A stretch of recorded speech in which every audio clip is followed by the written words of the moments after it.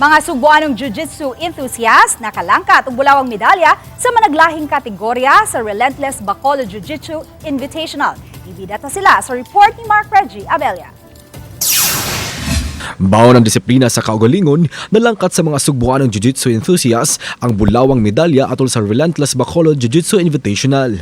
Usa sa labing batang misalmo sa kompetisyon, ang 19 anyos nga si Josh Ibanez, taga-barangay Inayuaning Dakbayan sa Sugbo. Midaog si Josh bato sa katigi niini nga taga-Aklan og Baguio City ubos sa light featherweight. I've started training since I was 12 years old. Yeah, until now, I really wanna I want to become a full-time jiu-jitsu competitor.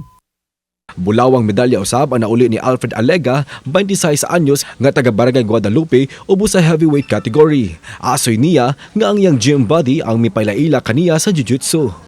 Kauban ako sa gym sa una, then gi-invite ko nila, sige sila pang-invite nako nga dili ko musugot kay mag-gym na lang ako anton nga sila nagbayad sa ako sige try ako bayad sa imo.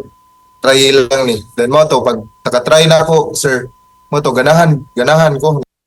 Nagbunga ilang pagbansay-bansay og istriktong disiplina sa kaugalingon pinaagi sa giya sa ilang coach nga si Lemuel Maglente. Tinguhan ni Maglente karon nga mas mapalambo pa ang jiu-jitsu dili lang dinhi sa Sugbo apan sa tibok nasud.